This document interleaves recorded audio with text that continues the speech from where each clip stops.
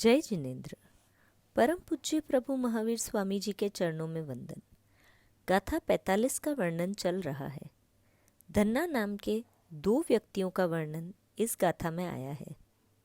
ज्ञाता धर्म कथांग सूत्र के दूसरे अध्ययन में वर्णित धन्ना सेठ की कहानी को आज जानने का प्रयास करते हैं।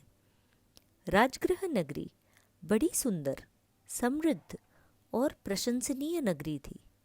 इसी नगरी के बाहर गुणशील उद्यान भी था, जहाँ प्रभु महावीर स्वामी जी का कई बार पदार्पण हुआ। वहीं पास में एक और उद्यान भी था, लेकिन कोई देखरेख न होने की वजह से वह उद्यान कम और डरावना जंगल ज़्यादा लगने लगा था। आसपास इतनी घनी झाड़ियाँ हो गई थी, मानो घनघोर काली घटाओं ने घेर लिया हो। नगरी में एक सार्थवाह धन्ना जी अपनी पत्नी भद्रा के साथ रहते थे।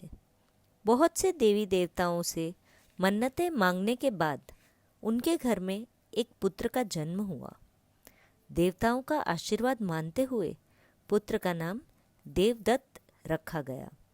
देवदत्त जब थोड़ा बड़ा हुआ तो उसे बाहर थोड़ा घुमा लाने का और जब वह मोहल्ले में खेल रहा हो तो उसकी देखरेख का कार्य सेठ सेठानी ने पंथक नाम के दास को सौंपा हुआ था। ऐसे ही एक दिन सेठानी ने देवदत्त को वस्त्र आभूषणों से तैयार करके पंथक के साथ खेलने भेजा। देवदत्त अपने आसपास पड़ोस के बच्चों के साथ खेलने में मस्त हो गया। उसे आराम से खेलता हुआ देखकर पंथक भी अपने दोस्तों के साथ बातचीत करने में लग गया। बातें करते करते उसे देवदत्त का ख्याल ही नहीं रहा। कुछ समय बाद उसे जब देवदत्त का ध्यान आया और उसने जब बच्चों की तरफ देखा तो बालक वहाँ था ही नहीं। उसने आसपास में भी ढूंढा, पर बच्चे का कहीं पता नहीं चला। हुआ ऐसा था कि जब पंथक अपने दोस्तों से बातों में लगा हुआ था, तब बालक के गहने देखकर उसी नगर के विजय नाम के एक चोर के मन में लालच जाग गया और वह बच्चे को उठाकर ले गया।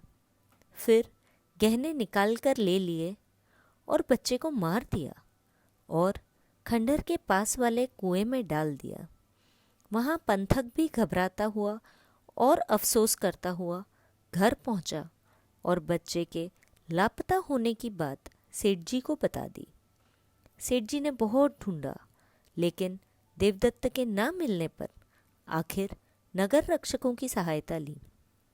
उन्होंने कुएं से बच्चों का शव खोज निकाला और फिर थोड़ा और खोजने पर विजय चोर को भी ढूंढ लिया और जेल में बंद कर दिया।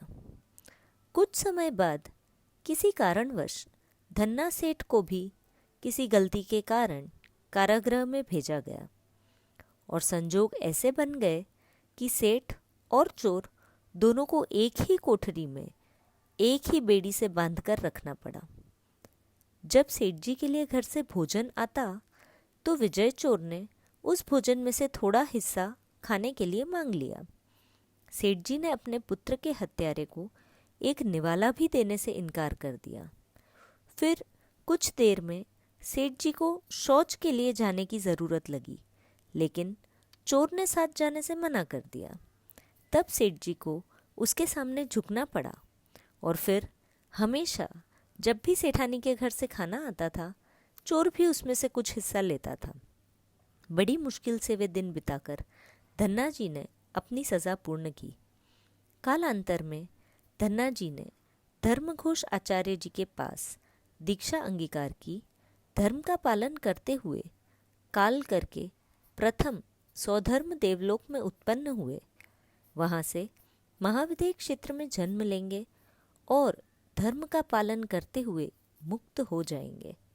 जिन आज्ञा विरुद्ध कुछ कहने में आया हो तो हाथ जोड़कर मिच्छामि दुक्कडम। धन्यवाद।